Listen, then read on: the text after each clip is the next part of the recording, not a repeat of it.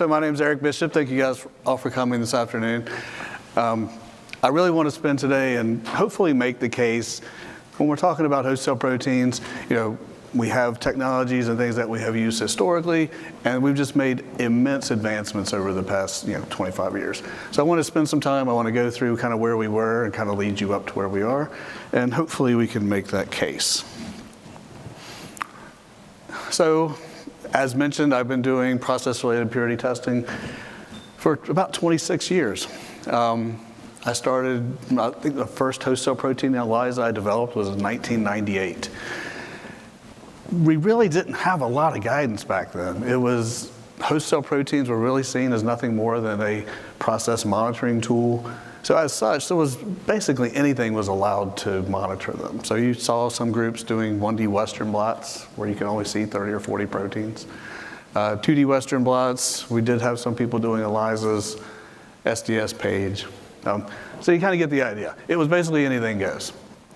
In 1999, we had Q6B, which is kind of like the first stab at putting some regulatory suggestions around this kind of testing. It was more product focused, but there definitely was some parts about it that were process-related impurities, specifically host cell proteins. But one of the things that kind of goes through the entire document is we understand that we are in the infancy of kind of what we're doing. We understand new technology or advancements on current technology will become available. And as such, and as it does, you should adopt that technology to better control your product and your impurities. It also, to the point of how much we cared about impurities at that time, essentially said if you think you're controlling them pretty well, there's not even a need to do specifications. So that's kind of where we were.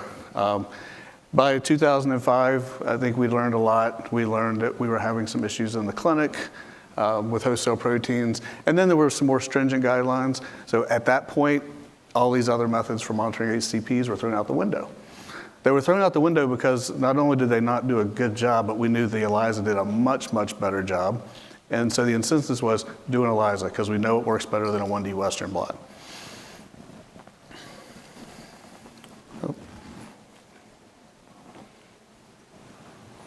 Okay, this is not working. Here we go. Okay, so let's talk about the host cell protein ELISA. Again, about 2005-ish, that's where it was. We had the guidance or we were told to do host cell protein ELISAs. At Cygnus Technologies, we have commercial assays that span pretty much every expression platform that is used in the industry. We also do most of the custom or process-specific assays for biopharmaceuticals. This is the general layout of our assays. Our plates come already coded and blocked. We have a simultaneous incubation with the samples, controls, and unknowns and standards with the detection antibody, and then one wash, detect with TMB. So generally speaking, start to finish, you can have results in about 2.5 hours with our assays. So as I kind of already made the case, ELISA is the gold standard for HCP monitoring. So it's for process monitoring, process development, but more importantly for release testing. It's a semi-quantitative measurement. I'll get more into that in a moment. But the main reason it is the gold standard is because it truly is the only method we have available that can relatively accurately measure nanogram per mil levels of host cell protein in the presence of mg per mil levels of product. Now, a host cell protein assay does require a high level of expertise to develop. That is important, but if you have a very well-developed host cell protein ELISA, it doesn't take a high level of expertise to run, which makes it pretty robust and easy to transfer. So that's another one of its big pluses. So if you're transferring it from your development lab to your QC lab down the hall or to your CDMO on the other side of the world, you should be able to do so relatively easily. Now, it isn't without some limitations. So again, I said it's semi-quantitative. This is probably more to the point, and I want to kind of spend a minute on it, is we report host cell protein in nanogram per mil, nanogram per mg, the protein concentrations. That's really not what's going on in the ELISA. So we really call it immunological equivalence. So we have standards that have a known total concentration of host cell protein. The identity and composition of that is fairly unknown. We get some signal from each dose response of those standards, and we kind of correlate that to our samples. But the ELISA really doesn't tell you anything about which host cell proteins you're missing, which ones you're hitting. Some of them may have really strong response, some may have really weak. So what we call it immunological equivalence. And I really say that just to point out that your host cell protein reagents are really critical, and you don't want to change them if you don't have to. Changing them can be quite the headache. It could be a couple of years to get a new set made, qualified, validated. So it's an important decision early on that you want to pick an assay for the right reasons and make sure that you can support a long term with that.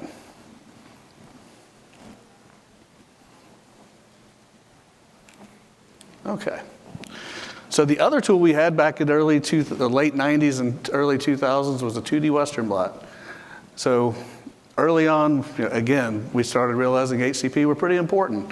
And the regulatory agency said, okay, you're reporting really low levels of host cell protein in your product.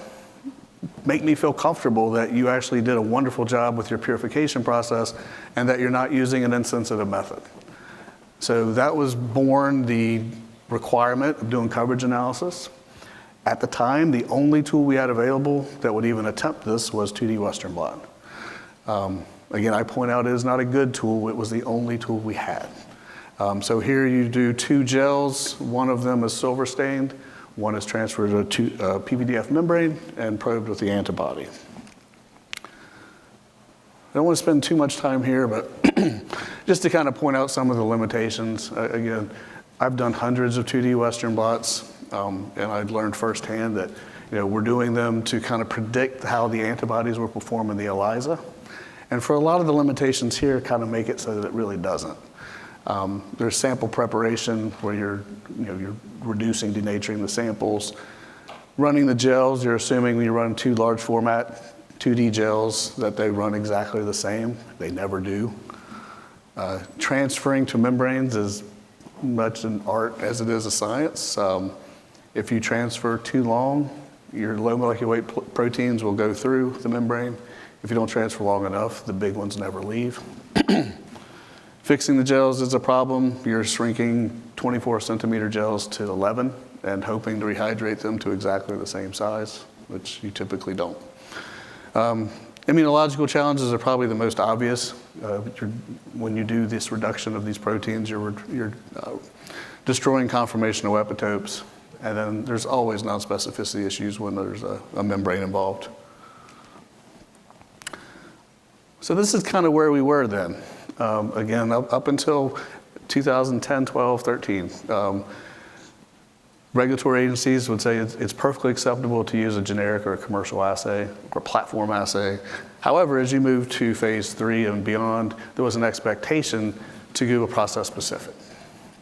So again, we didn't know the assays were better, but with the knowledge that we had and the tools that we had at that time, it stood to reason that if you developed antibodies to your specific cell line and your specific cell culture process, that it would be better than a commercial or a platform. But again, we didn't know. So that was kind of where we were. So there's been a lot of advances in HCP analytics. I'm going to speak to what we've done at Cygnus, specifically with our antibody affinity extraction, and also how we've incorporated mass spectrometry so that we can answer some of these questions that we had historically.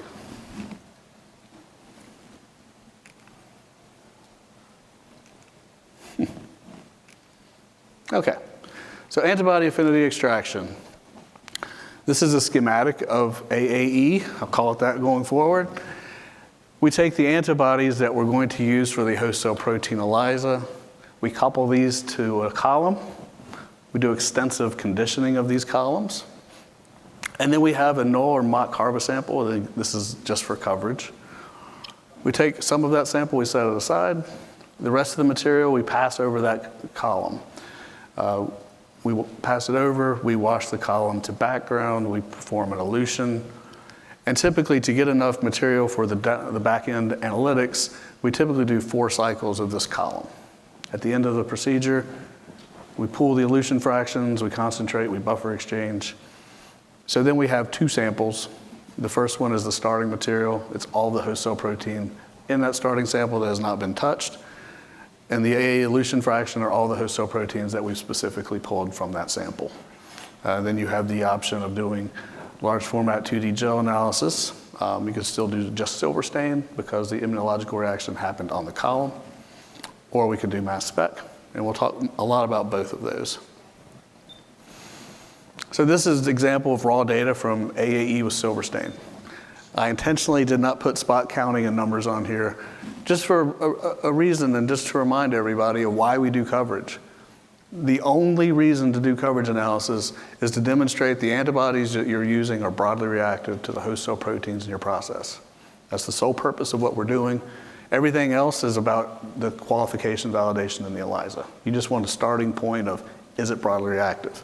And here you can say without doing the circles and the overlays, yeah, until you start looking really closely, it looks like it's almost the same image.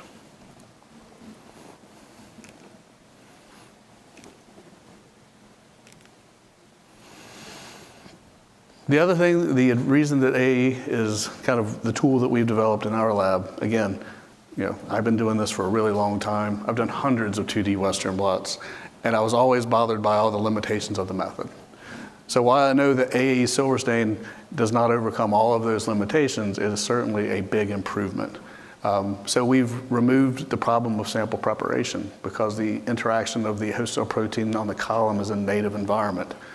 There's no transfer, there's no immunological challenge, and I'll show you here in just a second the non-specificity. Because again, I've done hundreds of these. I know that a lot of them have gone into submissions, and I've never received a regulatory question about the specificity or negative controls of a 2D Western. I won't say why. But with AAE, I wanted to just kind of give you a visual because that is the number one question that we receive is, can you demonstrate the specificity of the method? So here we have panel A is CHO host cell protein on a CHO AAE column. So you can see the high load peaks. Again, as I stated before, we wash the background and we perform an elution. And you can see the 4 cycles and you see the nice 4 elution peaks. In panel B, that is CHO host cell protein over a non-immune goat IgG. So you can see the same high load, wash the background, no elution. So I just wanted to point out that we've taken great pains and at great stake to optimize our methods and our buffers to make sure we don't have nonspecific interactions. And hopefully this is at least a pretty good visual to demonstrate that.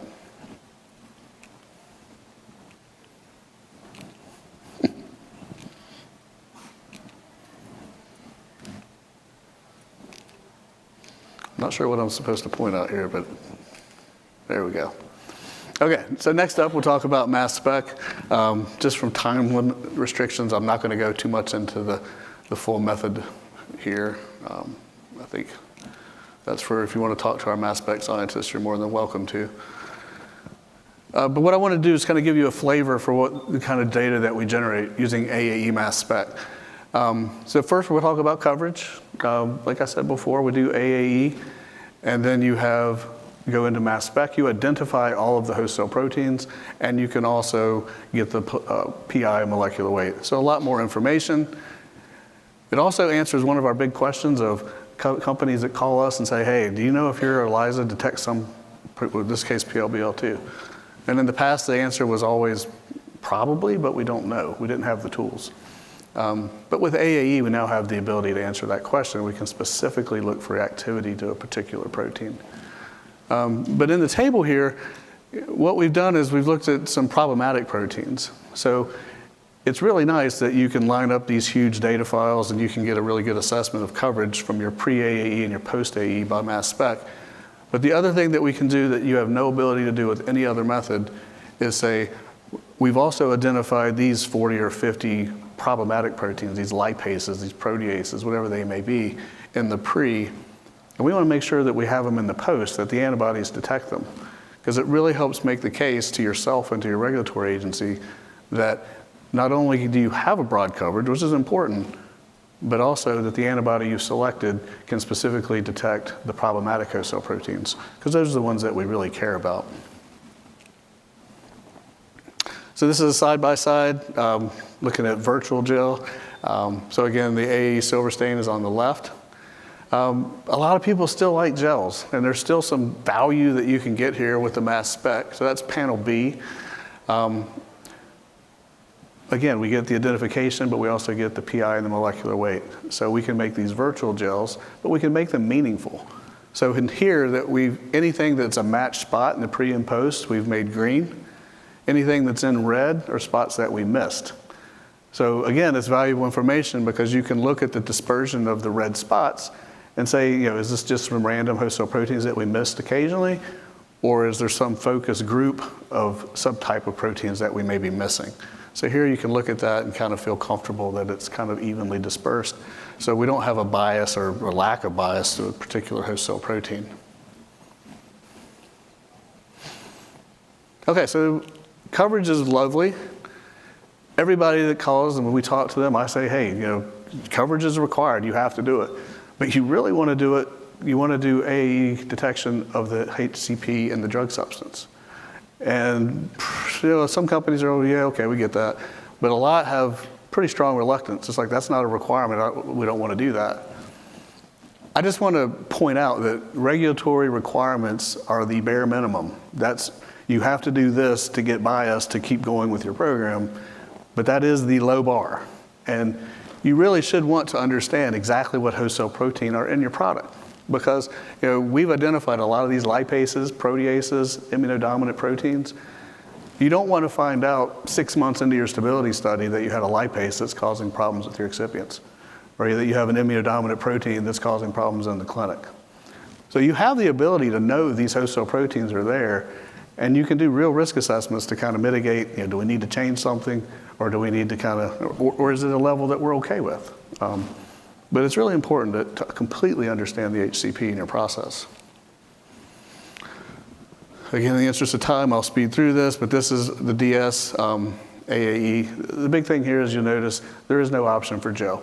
So whether you're doing coverage analysis or whether you're looking at HCP and the drug substance, mass spec's the only tool to use.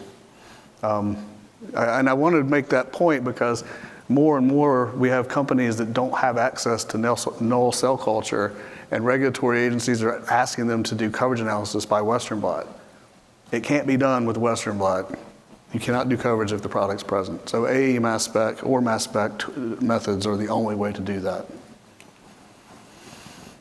This is kind of illustrating that point. The HCP in the DS is there, but when you load it onto a mass spec, you can see that essentially the product peptides completely saturate the detector. You have very limited visibility into host cell proteins, and that's why most companies report they have 3, 5, 10 host cell proteins in their DS. Most of the time that's not accurate, and it's because they just don't have the ability to see. With AAE, you can deplete most of that product, and you can really get true visibility into the host cell proteins that persist through your purification process. And typically they're quite low, but again, if you know they're there, you can do a meaningful risk assessment. We have some tools, Bioform's putting together a really good list of problematic proteins, so you can kind of see, this is the protein that's there, and you can figure out if that's going to be a problem, if it's going to be okay. But you have the ability to know that. Okay, so because of these new tools, we can kind of throw back the academic assumptions, and like I said, we have the tools to know. So that's kind of opened up the two bottom pathways that were not available to us historically. So if you have a good generic assay or commercial assay, platform assay, if you do the work, you use the tools, and you can decide for yourself and to the regulatory agencies that you want to continue, or you can make the case that you don't, and you want to do a process specific. But the options are there. So I kind of want to talk next about how you decide what to do. Which one do I want to go with? The commercial assay, I want to make a platform assay. So the number one, scientific decisions. And this should always be number one. Find the best assay for your process. Make sure that it is reactive to all the important host cell proteins, good coverage, solution linearity. That's always number one. So if you're ever at a crossroads, pick this one. There's also regulatory considerations. So the big one is, If you decide to go with a platform assay or a commercial assay, generally speaking, you're going to have more questions. That's just how it is. The historical, precedent that have been set for a custom assay. But again, we have the tools to minimize that because we can put together a pretty compelling package, but to understand that's going to be the case. And then harmonization of regulatory expectations. Intra-agency, it's a lot better than it used to be. It used to be if you filed in Korea, you would have completely different expectations in the EMA or Canada or US. They're doing a pretty good job now. I think everybody's in pretty well harmonized, so that's less of an issue. Inter-agency is still a bit of a challenge and sometimes, where you have maybe one reviewer that has a lot of experience with host cell protein assays and analytics, and they understand, and you can kind of get through it pretty quick. Sometimes you have less experienced reviewers that, if you come in with a commercial assay, they'll just be like, oh, I think you're supposed to use process specific, and then you'll get an avalanche of questions. So that still exists to some extent, and that's regardless of where you're filing. Business considerations. So again, science is always first, but that doesn't mean there's not some business considerations to take into account. Reagent security is really important. Like I said, if you run out of reagents, it can take a couple of years to get back up and running. So if you have a custom assay, you probably have enough reagents to last the life of your assay. Whereas if you use a commercial, you are sharing reagents with the rest of the world, which means at some point you're probably going to have to change reagents. Lead times, so it can take 2 years to develop reagents and qualify and validate an ELISA. So if you're on a long lead time, that's great. If you have something that's on a fast track product through development, maybe commercial makes sense because they're off the shelf, ready to go. So that's something to consider. Custom assays, obviously, higher upfront costs. You have to invest in developing those reagents and the method. And then long-term risk. That kind of rolls into the first one here. There's a low risk if you do a custom assay. You have large pool of reagents dedicated to you and your partners forever. As a commercial assay, again, from time to time, typically 10 to 15 years, you're going to have to change reagents. Okay. I don't want to spend a lot of time here, but there's just some things to think about. If you do make the decision to do a custom assay, just be mindful of some of the things that could trip you up. Specifically, the first one's a real challenge is it better be developed by an expert. So if you are the Amgens or the Genentechs and you have the HCP experts in-house, by all means. But if you don't, if you just have an analyst in the back of a lab somewhere that doesn't have a lot to do and you challenge them to make an HCP assay, chances are good it's not going to work and you're not going to be successful. So keep that in mind. The next couple are critical reagent management and inventory. A lot of companies don't really think about that when they're making these decisions. It's a big, extremely important set of reagents, and you should have professional management of those reagents. That's something that you get when you outsource your kit. And then finally, the tech support and regulatory support. Again, if you're the huge biopharmaceutical companies, you probably have a whole department of people that can help you with that. But if you're not, coming to a company like Cygnus, we have professional tech support, we have professional regulatory support. We can help you, guide you through some of the challenges that you may face with HCP from time to time. Okay, so I know we're going quick here, so I'll be fast. How do we know you're using the right assay? I hit some of this already. I'm going to kind of breeze through. Everybody understands accuracy, precision. That's stuff you have to do for every assay. So we'll talk about linearity and the coverage. Linearity is the most important thing you can do for HCP ELISA. When you're trying to decide what assay to use, if you can demonstrate high coverage and you can demonstrate dilution linearity through your process samples and your DS, you're already most of the way there. The chances are that assay is going to be really good. So that's really the first cut. If you can do that, that's wonderful. If you don't have good dilution linearity, that's probably not going to be the right set of reagents for you. So that's a pretty easy way to kind of get you on the right track. So again, here I'm going to show the coverage, but from a different perspective. This is assuming you have a custom assay and a platform assay or commercial, whatever. You have two choices to make here, and you're kind of trying to work your way through which one you can use. So here, I'm going to use the example of when we transferred from our 550 to our 550-1 CHO kit. And you can see we did coverage of both of these, and you can see both of them, had extremely high coverage, and that they detected roughly the same problematic host cell proteins. But it's like, okay, well, let's look at them. Well, we looked at one at just its own antigen. Now we're going to look at both of them using a common antigen. So we took the antigen that we used to make the standards for this kit. We did coverage analysis using each of these antibodies.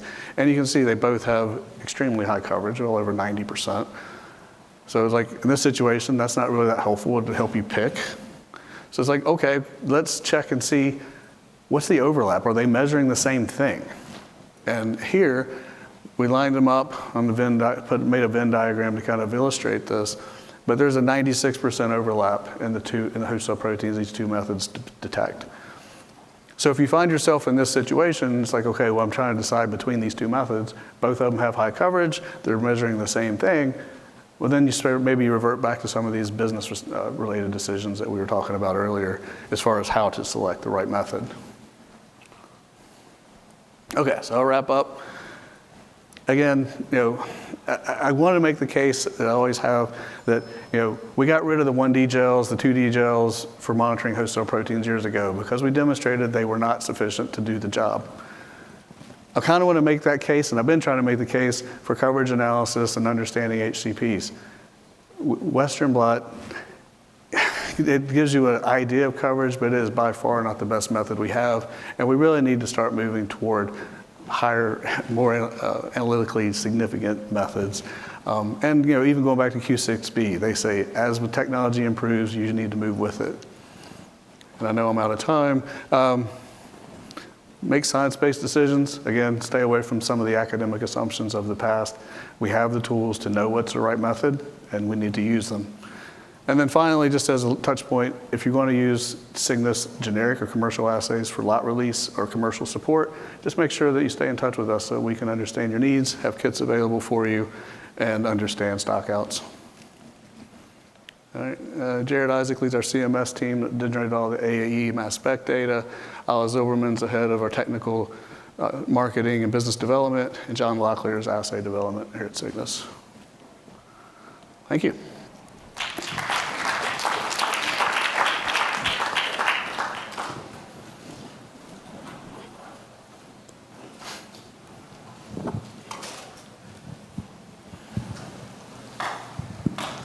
Thank you for the really wide-ranging and comprehensive talk. I think you implied, but you must correct me, that specific assays are not necessarily any better than commercial assays. If I understood you correctly, could you please elaborate on that? And maybe as a different track is, what space do you see for mass spec methods as release methods? Thank you. Okay. So the first part of that's pretty simple. I'm not saying that a commercial assay or process-specific assay is better or worse. It depends on the method. And the point is you develop the method and you make that assessment. Again, historically speaking, the automatic assumption was that if you make a process-specific assay, it's better. But people kind of overlook the thoughts of who's developing that method and their experience and all that. It was just that it's process-specific, it has to be better. But we didn't have the tools to understand what was the case. So now it's just a matter of figuring out, doing the work, figuring out what's the best method you have available. Now, as far as mass spec for release testing goes, I personally don't see a path to get there. And I'm not saying that it can't be done. It's just one of those things that I tell some of the people in my lab, my CMS group, the mass spec group, maybe just because you can do something doesn't mean you should. These are multi-million-dollar instruments that require PhDs to run them. And to have that throughout your entire organization and your QC release lab, I just see problems. So I really see it as it's a orthogonal method to the ELISA, and it definitely supplements the ELISA to make sure that the data that you get from that is reasonable and reliable. But I don't see how it's going to change that in the near future.